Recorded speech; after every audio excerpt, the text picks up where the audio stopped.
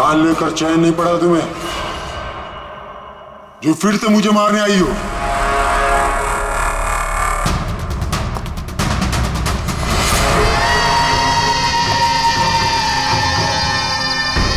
तुम?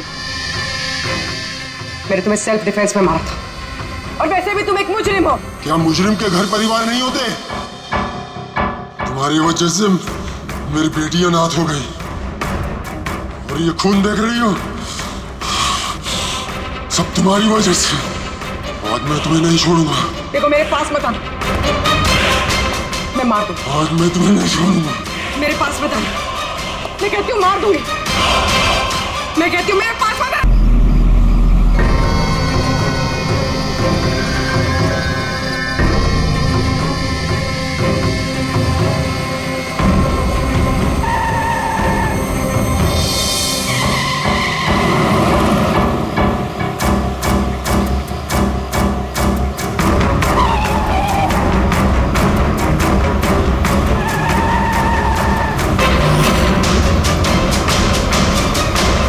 चलती गाड़ी में सोना अच्छी बात नहीं है।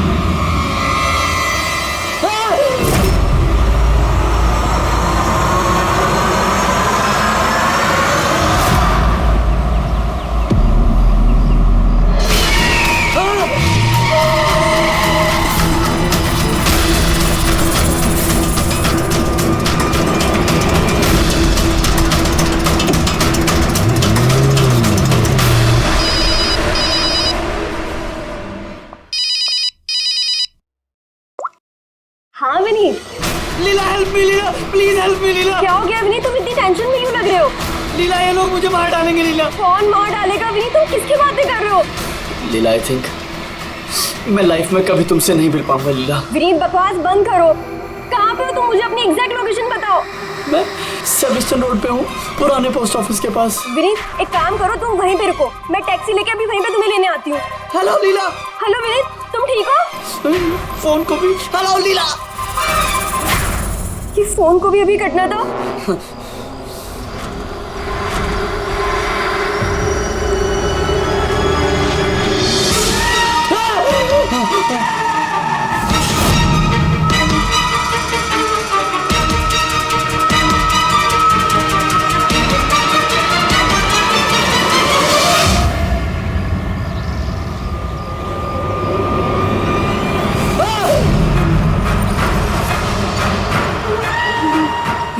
भगवान प्लीज हेल्प मी, मुझे मेरे घर तक पहुंचा दो please.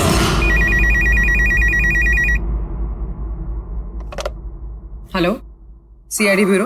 Hello ma'am, ma'am please मेरी मदद कीजिए। मैम मेरे पति इस वक्त बहुत बड़ी मुसीबत में है। क्या सब क्या हुआ आपके पति को? मैम उनकी जान खतरे में है, वो मुझे मारना चाहता है। मैम प्लीज उन्हें बचा लीजिए प्लीज। क्या वो इस वक्त आपके साथ है? नहीं मैम, मैम वो इस वक्त अपनी गाड़ी में है। वो सेबेस्टियन रोड के पास जो पुराना वाला पोस्ट ऑफिस है वहाँ पे। अच्छा सुनिए मैम, देखिए हमारे 2 ऑफिसर्स उसी एरिया में हैं। आप हमें आपकी गाड़ी का डिटेल दीजिए।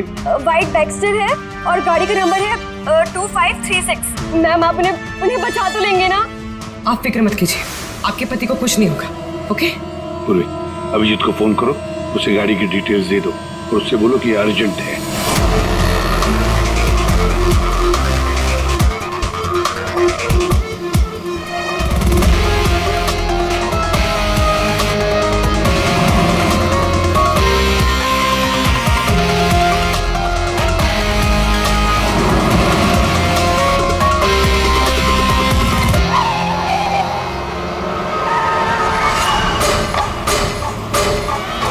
यही नंबर है। ये गाड़ी ऐसे क्यों चला रहा है? ये तो एक्सीडेंट कर देगा।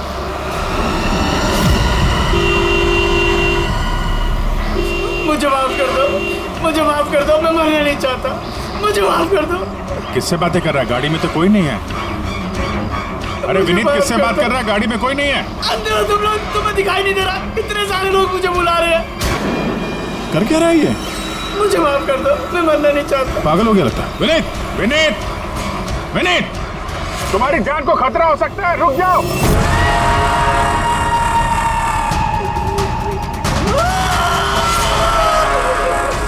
अंकल मेरे साथ खेलो ना, बहुत मजा आएगा। विनीत गाड़ी रोको, साइड में लगाओ।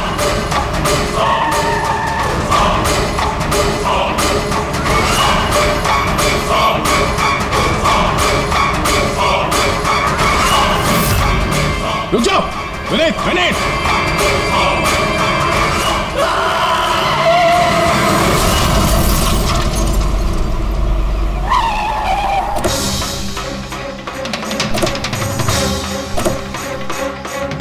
विनीत, ओह नो, ये तो मर चुका है। स्मेल है।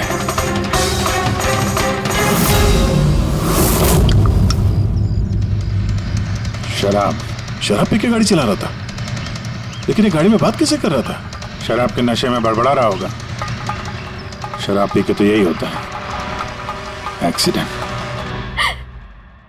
आपने तो मुझसे वादा किया था ना कि विनीत को कुछ नहीं होगा, तो फिर क्या हो गया? देखिए मैडम, अगर उनकी जान को किसी और से खतरा होता तो हम उन्हें जरूर बचा लेते, लेकिन वो तो खुद ही शराब पी के गाड़ी चला रहे थे। आप तो जानती हैं कितना खतरनाक है।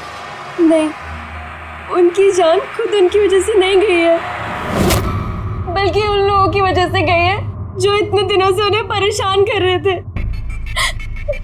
कौन लोग? सुबह शाम सोते जागते हर वक्त वो उन्हें सताते रहते थे। वो इतना ज्यादा परेशान हो गए थे कि उन्होंने अपने बिजनेस पे भी पूरी तरह से ध्यान देना बंद कर दिया था। किन लोगों की बात कर रही हैं आप? जरा साफ साफ बताइए। मैम, विनीत की मौत हमारे सामने हुई थी और उस वक्त कार में उसके अलावा और कोई भी नहीं था, तो उसकी मौत का दोष आप किसी और को कैसे दे सकती हैं? क्योंकि उनका खून हुआ है। मर्डर है ये, मर्डर। मर्डर हुआ है? आप जानती है किसने किया ये? आत्माओं ने। भले ही आप लोगों ने वो आत्माएं नहीं देखी होगी, लेकिन विनीत उन्हें साफ साफ देख सकते थे। सीआईडी आत्माओं को नहीं मानती। आप भी मानते सर। अगर आपने वो 2 हफ्ते पहले वाला नजारा देखा होता। लीला उठो, उठो लीला, लीला उठो।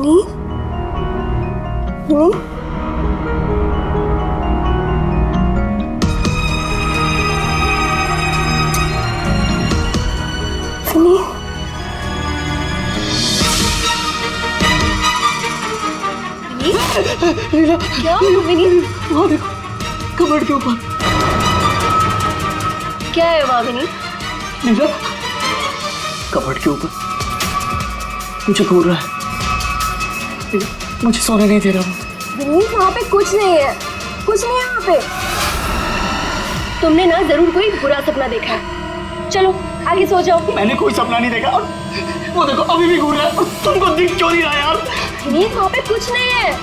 तुम्हारी तबीयत ठीक नहीं है विनीत, तुम आगे सो जाओ। चलो, कुछ नहीं है विनीत, मैंने ना बुरा सपना देखा इसलिए ये सब हो रहा है। सॉरी, मुझे माफ कर दो प्लीज। एक मिनट, ये विनीत किस चीज के लिए माफी मांग रहा था? ये तो मुझे भी नहीं पता सर। विनीत काम क्या करता था? सर, उनकी कंपनी हॉस्पिटल्स में मेडिकल इक्विपमेंट सप्लाई करती थी। आप श्योर हैं कि वो विनीत का खून आत्मा नहीं किया?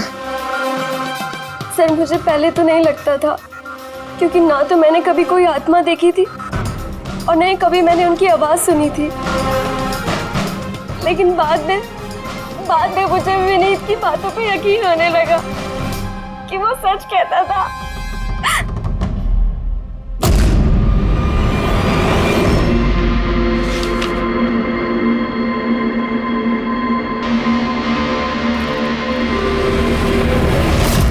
हाँ बॉस, इसकी मौत की एक ही वजह नजर आ रही है, इसके सर पर लगी हुई है चोट जो इसे एक्सीडेंट के दौरान लगी। पक्का डॉक्टर साहब, कोई और वजह नहीं? अब विसरल सैंपल्स को चेक करना अभी बाकी है, लेकिन प्राइमा फेसी तो यही दिखता है कि मौत की वजह एक्सीडेंट है। और बस इसके खून में हमें अल्कोहल की बहुत ज्यादा मात्रा मिली। मुझे लगता है उसी की वजह से इसे हेलुसिनेशन होने लगे और इसने टक्कर मार दी। मतलब ये खून का मामला नहीं है। हम फ्यूनरल के लिए बॉडी को लौटा सकते हैं। अगर कुछ डाउट हुआ तो विसरल सैंपल से पता लग जाएगा। पता नहीं सर क्यों अभी मुझे ऐसा लग रहा है कि ये केस उतना सीधा नहीं है, क्योंकि जब हमने लीला से पूछा कि ये विनीत किससे माफी मांग रहा था तो वो बात को टाल गई। हम लोग भी फ्यूनरल में जाएं क्या? वहाँ रिलेटिव भी होंगे, फ्रेंड्स भी होंगे, बहुत सारे लोग होंगे। देखते हैं कुछ पता चलता है। जाओ, जरूर जाओ फ्यूनरल में।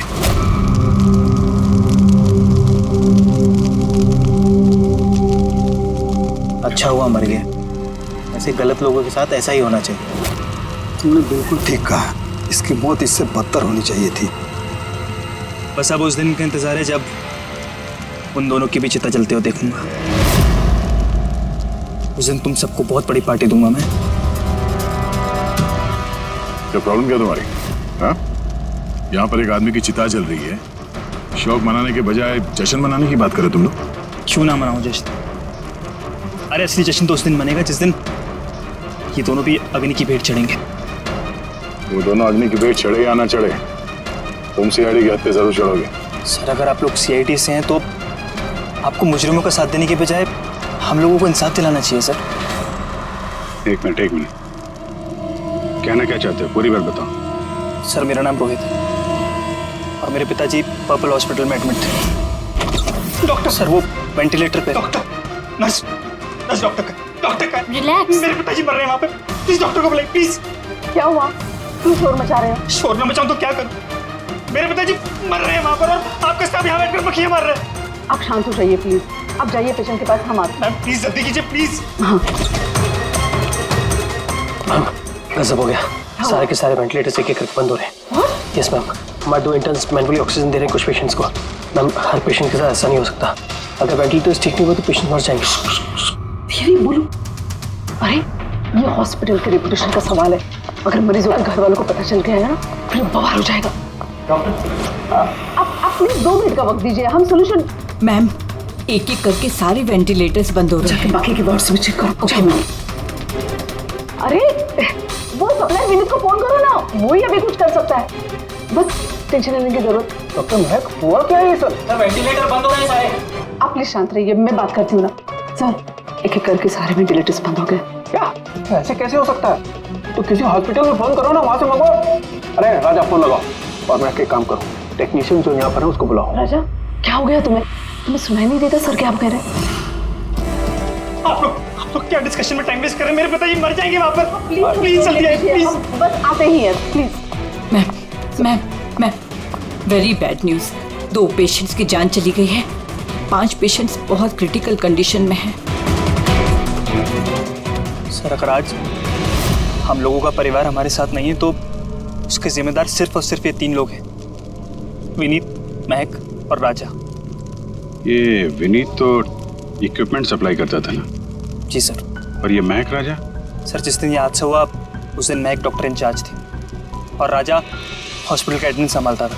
ये सिर्फ राजा और महक आए हॉस्पिटल से या और लोग भी आए वहाँ के? आए ना सर, वो हेड नर्स परिणीता, वो शेखर जो की मेंटेनेंस में, और वो डॉक्टर केदार इस हॉस्पिटल के मालिक। ठीक है, अभी शांत हो जाओ। हम इस मामले के तह तक जाएंगे। अगर तुम्हारे पिताजी के साथ नाइंसाफी हुई है तो उन्हें इंसाफ जरूर मिलेगा।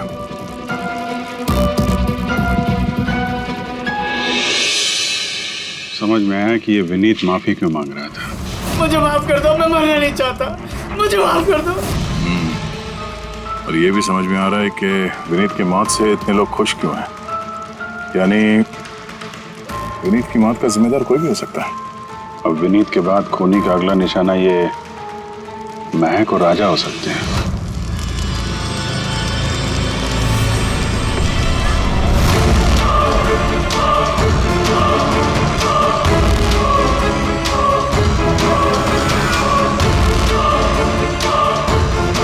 मुझे माफ कर दो।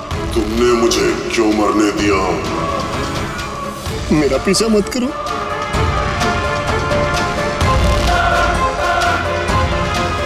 ये बात किससे कर रहा?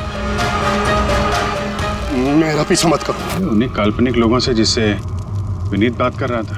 शायद तू मुझे बचा सकती थी, जो मरने दिया मुझे। तुम भी मरने के लिए तैयार हो जाओ। और ये महक भी सहमी से लग रही है। छोड़ो, छोड़ो मुझे, छोड़ो मुझे, आग में मत खींचो। मेरी कोई गलती नहीं है। छोड़ो, छोड़ो, छोड़ो, छोड़ो मुझे, छोड़ो, छोड़ो, मत खींचो मुझे आग में। छोड़ो, छोड़ो। क्या कर रहे हो? इधर आओ। क्या कर रहे हो यार? हैं? मैं बस परेशान हूँ, इसमें आप लोग क्या कर सकते हैं? मुझे खुद ही निपटना होगा अपनी परेशानी से। आप इधर आओ, थोड़ा दूर हट जाओ इधर से। तो बहुत सारे लोग हैं जो विनीत की मौत की खबर सुनकर खुश हो गए हैं। हाँ सर, और अब वो महक और राजा की मौत की खबर सुनना चाहते हैं। राजा और महक, इनका बर्ताव भी कुछ नॉर्मल नहीं लग रहा था सर। काफी डरे डरे से लग रहे थे, विनीत की तरह। सर, विसरल सैंपल्स की रिपोर्ट आ गई है। ग्रेट। कोई गड़बड़ है? हाँ, एक आम इंसान का खून जितना लाल होता है, विनीत का खून उससे बहुत ज्यादा लाल था। अब समझ में आया कि विनीत को आत्माएं क्यों नजर आ रही थी। क्यों सर? पूर्वी, जब इंसान का खून जरूरत से ज्यादा लाल हो तो इसका मतलब ये होता है कि वो इंसान बहुत ज्यादा लंबे समय तक कार्बन कंपाउंड के संपर्क में रहा, और इस कार्बन कंपाउंड की वजह से ही उसे हेलुसिनेशन आते हैं, जबरदस्त किस्म के। तो मतलब किसी ने जानबूझकर विनीत को इस कार्बन कंपाउंड के संपर्क में लाया, जिसकी वजह से विनीत की दिमागी हालत खराब हो गई, जो उसकी मौत का कारण भी बन गई। सर, खूनी को ये कार्बन कंपाउंड मिला कहां से होगा? हमारे आसपास हर जगह कार्बन कंपाउंड फैला हुआ है। मॉडर्न जिंदगी में हम जितनी भी मशीनों का इस्तेमाल करते हैं, वो सब की सब, लगभग सब की सब कार्बन कंपाउंड निकालती हैं। हाँ, कोई भी मशीनों के साथ छेड़खानी करके ऐसी साजिश कर सकता है। तो कार में बैठने के ठीक पहले विनीत ऐसे किसी केमिकल के संपर्क में आया होगा, इसकी वजह से उसे ये हेलुसिनेशन वगैरह हो रहे थे। बिल्कुल बॉस, गाड़ी के एग्जॉस्ट सिस्टम को चेक करना चाहिए, गड़बड़ वहीं हुई है।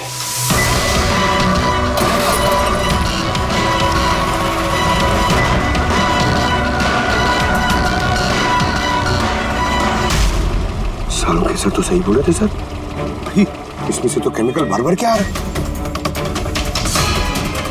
एक बात तो पक्की है पंकज, आत्मा कोई नहीं थी। हाँ सर, इसका मतलब अब खूनी के निशाने पे दो लोग हैं, राजा और महक।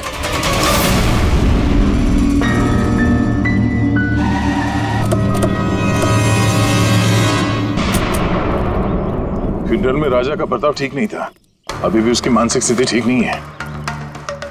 अरे सर, दरवाजा तो खुला है।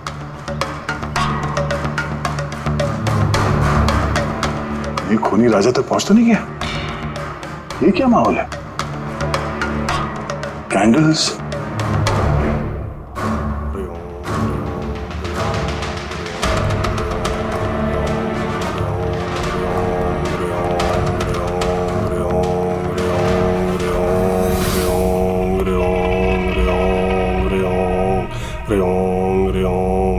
राजा,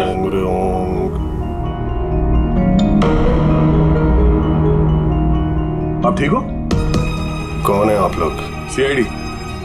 विनीत के अंतिम संस्कार में मिले थे हम लोग, दिमाग में कूदने वाले थे, हमने तुम्हें रोका था, भूल गए? अब आप लोगों को मुझे रोकने या बचाने की जरूरत नहीं पड़ेगी। जब तक विनीत का खूनी पकड़ा नहीं जाता, तुम्हारी जान को भी खतरा है।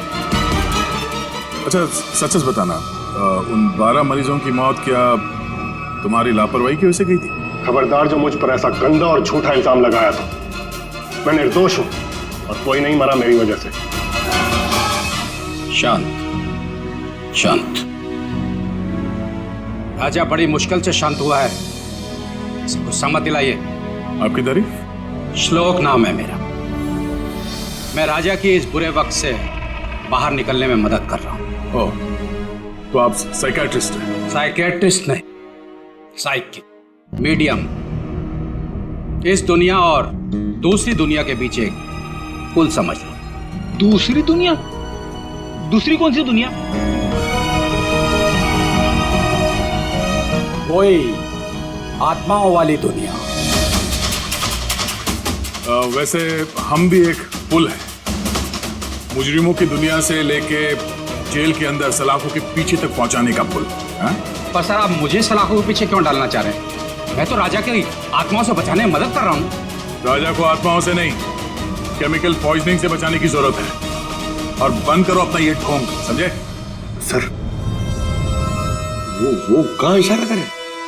उस बूढ़े आदमी की तरफ जो एसी के पास खड़ा हुआ है। किसकी बात कर रहे हैं? मुझे तो कोई भी नहीं दिख रहा। मुझे भी नहीं दिख रहा। मानो या ना मानो, इस कमरे के अंदर कोई शक्तिशाली आत्मा है जो राजा को नुकसान पहुंचाना चाहती है। अभी पता चल जाएगा।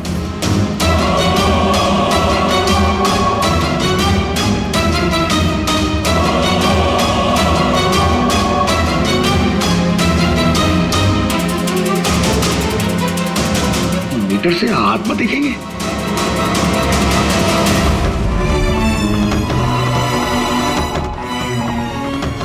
देखा, वो आत्मा एसी के पास ही है। मेरी ईएमएफ मशीन झूठ नहीं बोल सकती।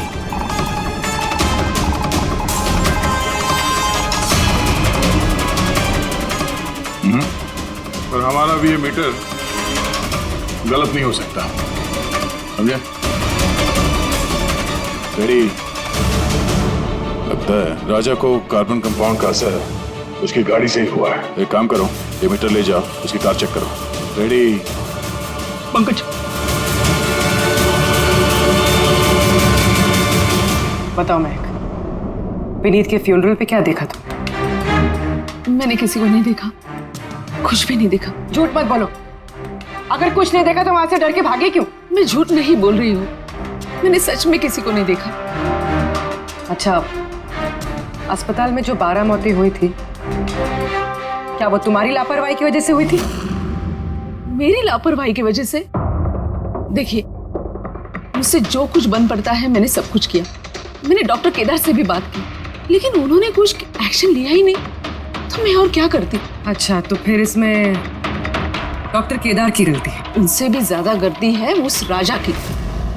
उसे चेक कर लेना चाहिए था कि वेंटिलेटर्स ठीक से काम कर रहे हैं या नहीं, उनके वक्त रहते सर्विसिंग हो रही है या नहीं। तो फिर राजा दोषी है?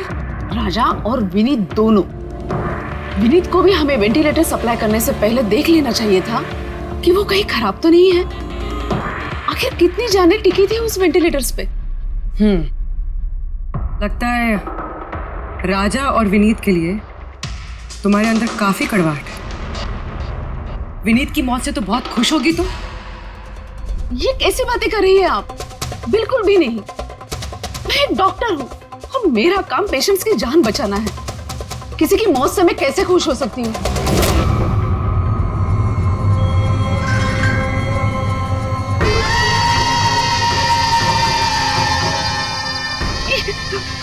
वो आ गया, वो आ गया,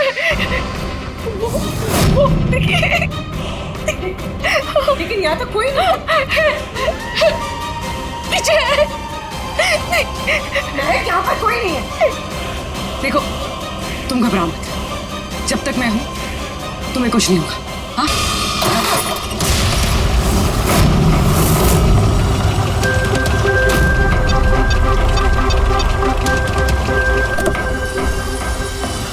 कार के एसी में तो कार्बन कंपाउंड नहीं है। घर के अंदर देखते, चलो।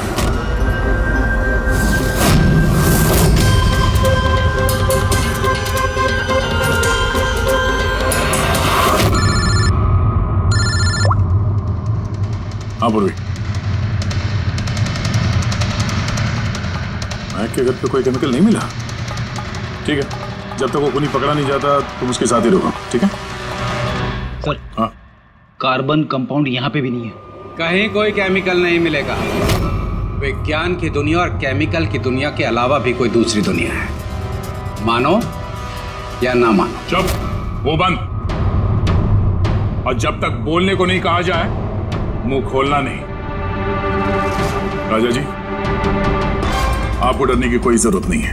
हम लोग हैं यहाँ पर, जब तक वो खूनी पकड़ा नहीं जाता सीआईडी आपके साथ ही रहेगी। मुझे सीआईडी की जरूरत नहीं है, ये है ना मेरी सुरक्षा करने के लिए। यार ये कैसे हो सकता है? ना राजा के घर में केमिकल मिला, ना महक के घर में केमिकल मिला, कैसे हो सकता है? सर, हमने राजा के घर को अच्छी तरह से चेक किया, एक एक कोना देखा, गाड़ी भी चेक की, कहीं कुछ नहीं मिला। हाँ मगर दया, अगर कोई केमिकल का इस्तेमाल ही नहीं हुआ है तो फिर राजा और महक को हेलुसिनेशन हुए कैसे? कोई तो वजह होनी चाहिए। और सर, जिस तरीके से विनीत के कार के एसी में केमिकल का इस्तेमाल किया गया है, ये किसी नौसिखिया का काम नहीं लगता है, तो कोई एक्सपर्ट। एक काम करते हैं, मरने वालों के घरों में देखो, शायद कोई ऐसा आदमी हो जो केमिकल्स के बारे में अच्छी जानकारी रखता हो, कोई केमिकल्स में एक्सपर्ट।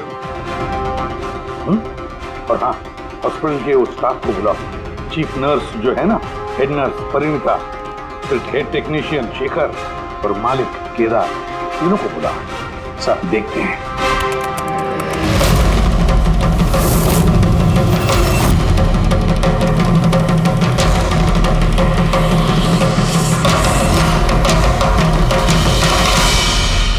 तुम्हारा नाम शेखर है? Yes sir. हॉस्पिटल के हेड मैकेनिक, मेन टेक्नीशियन, मतलब हॉस्पिटल में जब भी किसी मशीनरी में प्रॉब्लम्स आ जाते तो पहले तुम्हें पता चलता है। जी हाँ सर। तो हॉस्पिटल के वेंटिलेटर्स खराब हो गए थे, ये तुम्हें पता नहीं था? सर पहले से पता था। तो फिर किया कुछ नहीं क्यों? बताया क्यों नहीं किसे? हाँ सर, इसमें मेरी कोई गलती नहीं है। तो फिर किसकी गलती? सर, मैंने महक को पहले से ही बता दिया था वेंटिलेटर्स के बारे में, कि वेंटिलेटर्स में प्रॉब्लम हो रही है और वो कभी भी खराब हो सकता है। तो ये वेंटिलेटर्स बंद होने से पहले तुमने बताया था? यस सर, 1 वीक पहले। मैम, मैंने आपको एक नोटिस भेजा था, वार्ड टीम के वेंटिलेटर्स ठीक तरह से काम नहीं कर रहे हैं। ओह, मैंने वो तुम्हारा लेटर पढ़ लिया था शुरू। तुम टेंशन मत लेना, मैं कुछ करती हूँ। बट मैम, मामला थोड़ा अर्जेंट है। हाँ हाँ, मुझे पता है। डॉक्टर महक। यस मैम, आपको अकाउंट्स डिपार्टमेंट में इमीडिएटली बुलाया है। हाँ ओके, चलो। Okay ma'am. तुरंत परेशान करने कुछ ना कुछ करूँगी पक्का। बट सर, उन्होंने मेरी बात को सीरियसली लिया ही नहीं। हाँ, महक ने वेंटिलेटर्स खराब होने पर पेशेंट्स को बहुत बचाने की कोशिश की, मगर राजा सर इतने घबरा गए कि कुछ कर ही नहीं पाए। शेखर जी, तुम कितना सच बोल रहे हो, कितना झूठ, ये तो हम पता लगा ही लेंगे। सर, महक की कोई गलती नहीं है, उसने मुझे वेंटिलेटर्स खराब होने के बारे में पहले ही बता दिया था। लेकिन आपने क्या किया? सर, मैंने हॉस्पिटल के एडमिन हेड को बता दिया था, राजा को, क्योंकि हॉस्पिटल के जितने भी ये मशीनरी है उनकी देखरेख की जिम्मेदारी एडमिन हेड की होती है सर। तो आपने एडमिनिस्ट्रेटिव हेड राजा को बता दिया और आपकी जिम्मेदारी खत्म हो गई। अब मालिक है ना इस हॉस्पिटल के, तो जिम्मेदारी खत्म कैसे होती है आपकी? सर, मैंने अपनी जिम्मेदारी निभाई, तभी तो मैं खुद गया राजा के केबिन में। राजा। जी सर। ये सब क्या कर रहे हो? अरे ये सब जरूरी नहीं है, इतने सारे मरीजों की सांसें वेंटिलेटर के भरोसे चल रही हैं, तुम यहाँ बैठे हो, अरे कुछ करो ना। जी सर, मैं अभी सप्लायर से बात करके वेंटिलेटर बदलवा देता हूँ। प्लीज प्लीज जल्दी करो। जी सर, मुझे समझ में नहीं आ रहा कि उन्होंने वेंटिलेटर्स बदलवाए क्यों नहीं। मैं हैरान हूँ सर, कोई भी केदार जी पे उंगली उठा नहीं रहा। हर कोई राजा, विनीत और महक के पीछे पड़ा हुआ है। वही तो, हॉस्पिटल के मालिक है ना केदार जी, तो पूरी की पूरी जिम्मेदारी भी केदार जी तुम्हारी है। लेकिन सर, अब मैं खुद जाके तो रिपेयर नहीं कर सकता ना वेंटिलेटर्स। सर, मेरा काम है कि कंसर्न डिपार्टमेंट को इन्फॉर्म करना, और सर वो मैंने कर दिया। बल्कि मैंने विनीत से खुद बात करी, मैंने उससे कहा कि अगर ये रिपेयर हो सकते हैं तो रिपेयर करे, वरना इनको चेंज कर दे, और उसने कोई एक्शन ही नहीं लिया। उसने कोई एक्शन नहीं लिया, उसने कोई एक्शन नहीं लिया। आपने क्या एक्शन लिया?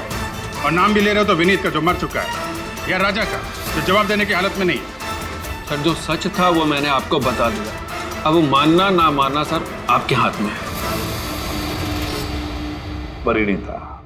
जी सर। हॉस्पिटल की हेड नर्स, तो तुम हॉस्पिटल के बारे में सब कुछ जानती होंगी? जी सर। तो फिर अब सच सच बताओ, ये जो कुछ भी हुआ है किसकी लापरवाही से हुआ? बताओ जल्दी। हाँ सर, बताती हूँ। मेरे साथ धोखाधड़ी करने की कोशिश मत करना राजा। और हाँ, अगर मशीनों में कोई फिजिकल डैमेज है वो वारंटी में नहीं आता। अगर तुमको नए वेंटिलेटर चाहिए तो पूरी कॉस्ट पे करनी होगी, समझा? मैंने तुमसे घटिया इंसान आज तक अपनी जिंदगी में नहीं देखा। अब ना तो हमारा हॉस्पिटल तुमसे कोई सामान लेगा और ना ही शहर का कोई दूसरा हॉस्पिटल। सुनो, ये धमकी किसी और को देना। जानता नहीं तुझे मैं कौन हूँ। जो करना है कर ले।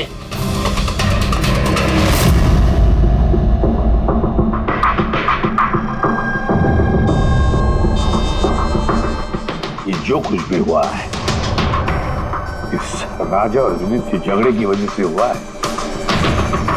दोनों के झगड़े की वजह से सर इतने लोगों की जान चली गई। राजा को नए वेंटिलेटर का इंतजाम तुरंत करना चाहिए था। सर, इन मरीजों के परिवार वालों में से 3 लोग ऐसे हैं जिन्होंने केमिकल इंजीनियरिंग की है। अच्छा, 3 लोग? तो फिर उनकी कुंडली निकालो, देखते हैं।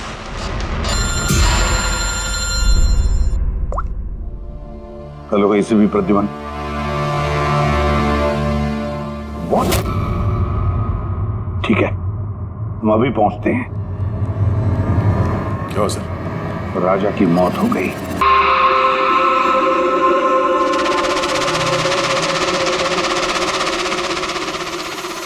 दया, मौत तो इसकी सर पे चोट लगने की वजह से हुई।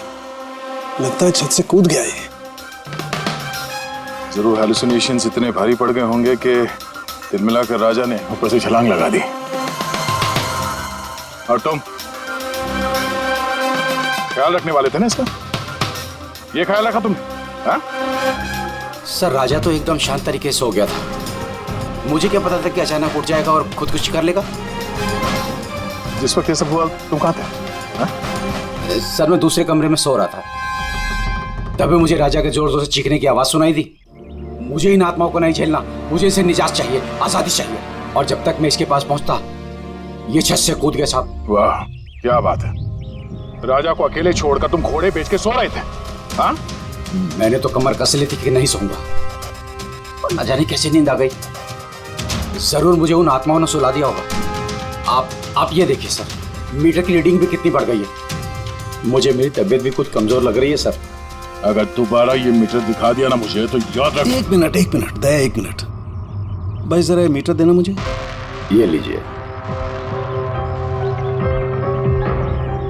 ये मीटर मैं रख लेता हूँ। हाँ, तुम्हें लौटा दूंगा बाद में। जी सर, पर दे दीजिएगा। हाँ, जरूर दे दूंगा। अभी एक काम करो, अभी तुम घर जाके थोड़ा आराम करो। थक गए हो ना, बहुत कमजोरी होगी तुम्हें। हाँ जी साहब। बराबर सोए नहीं, जाओ आराम करो। ये क्या डॉक्टर साहब, उसे जाने दिया और ये मीटर रख ली? दया, ये मीटर जो है ना, ये बड़े काम की चीज है।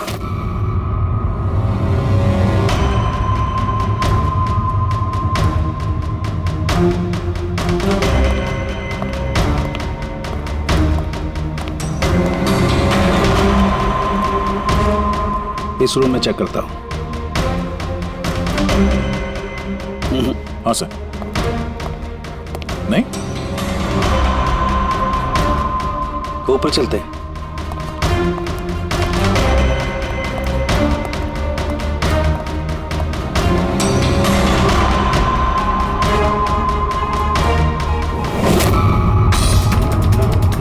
ये सालों के साथ आराम से, ये नीडल तो जंगली घोड़े की तरह भाग रहा है।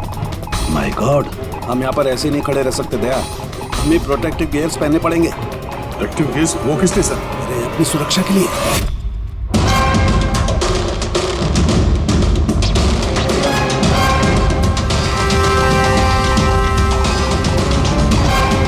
ये देखो, सबसे ज्यादा मीटर रीडिंग यहीं पर है, इस एसी के नीचे। मतलब सर वो पंकज, खबरदार जो आत्मा का नाम भी लिया तो। सर, ये मीटर किस तरह इशारा कर रहा है? बताता हूँ। बाहर चलो।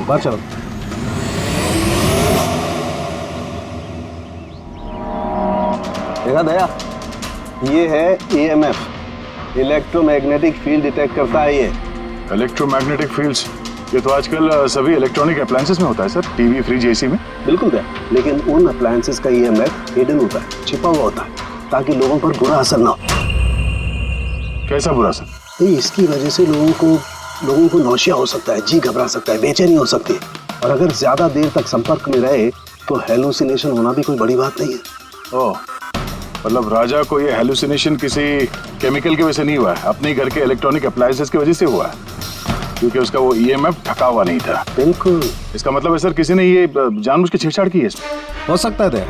वैसे ही राजा को अंदर से पछतावा महसूस हो रहा था, दुखी था बेचारा कि वो मरीजों को बचा नहीं पाया, इसीलिए हेलुसिनेशन उसे पछतावा के रूप में दिखाई देने लगे। शायद इसी पछतावे की वजह से इस विनीत की भी मौत हो गई। बिल्कुल, और वो अशोक, उससे भी कमजोरी इसीलिए महसूस हो रही थी क्योंकि वो भी काफी देर तक इस ईएमएफ के संपर्क में था।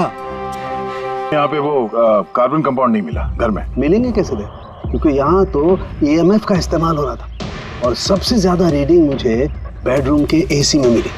इसका मतलब बेडरूम के एसी में छेड़छाड़ हुई। फिर तो उस महक के घर में भी ईएमएफ। ओह नो, हमें तुरंत पुरी को इन्फॉर्म करना होगा।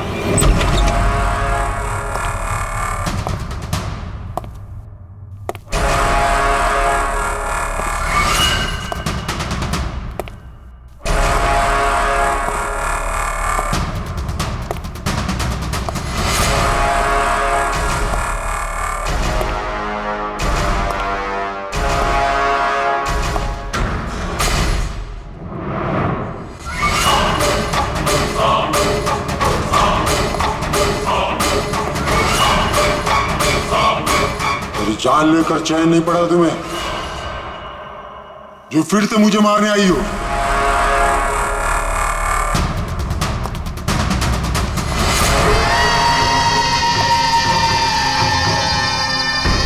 तुम?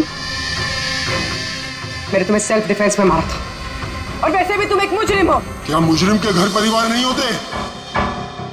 तुम्हारी वजह से मेरी बेटी अनाथ हो गई, और ये खून देख रही हो,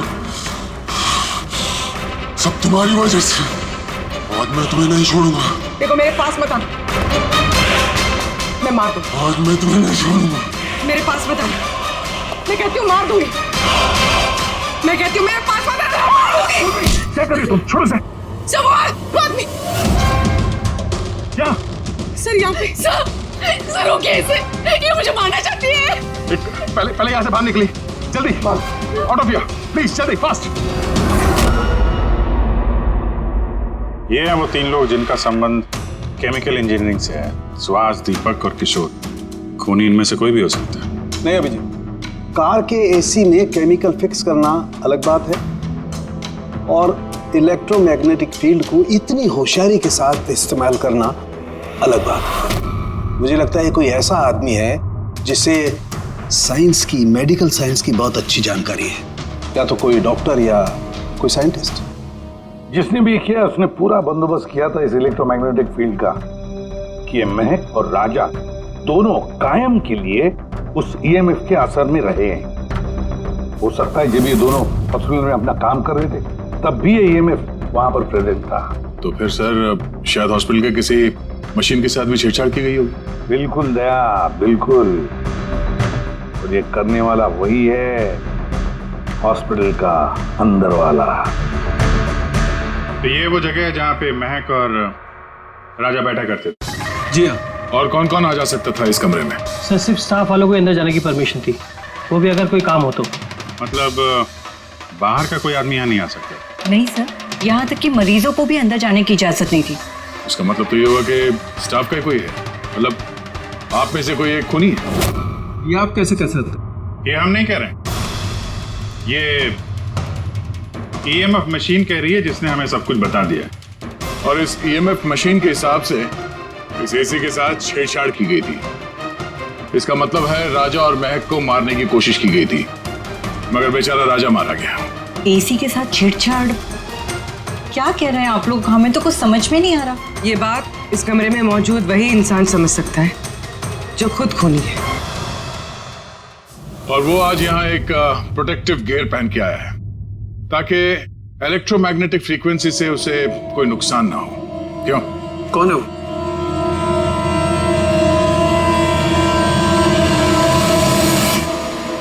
यहाँ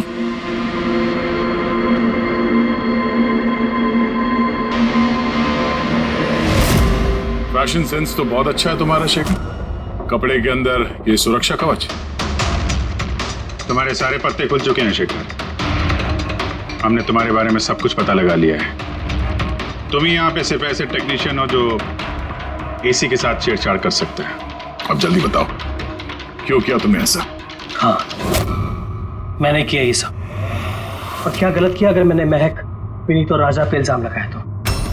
इन लोगों की वजह से 12 मरीजों की मौत हुई जो मुझसे देखा नहीं गया। अब मैंने सोचा कि इन लोगों को भी वैसी ही मौत मिलनी चाहिए जैसे उन 12 मरीजों को मिली। इसलिए मैंने EMF और कार्बन कंपाउंड के जहर का इस्तेमाल किया ताकि इन लोगों को ऐसी मौत दे सकूं। मौत नहीं, एक भयानक मौत। और ये मेरा इंसाफ था। इंसाफ करने का हक सिर्फ कानून को है, किसी और को नहीं, समझे? तुम जानते थे उस केमिकल के इस्तेमाल से उन लोगों को हैलुसिनेशन होगा। वो मरे हुए मरीज उन्हें सामने दिखाई देंगे, जिसकी वजह से वो पागल हो जाएंगे। क्यों? और मैं अपने मकसद में कामयाब भी हुआ। जैसी मैं मौत चाहता था वैसी ही मौत विनीत और राजा को मिली। मगर अफसोस, महक को आपने एंड मोमेंट पे बचाया। कामयाब तो तुम तब होते जब बिना कोई जुर्म किए उन्हें उनके अंजाम तक पहुंचाते हैं। क्या फर्क रह गया तुम में और उन दोनों में? अब तुम भी एक हत्यारे हो। तुम्हें क्या सजा मिलेगी इसका फैसला तो अब अदालत ही करेगी।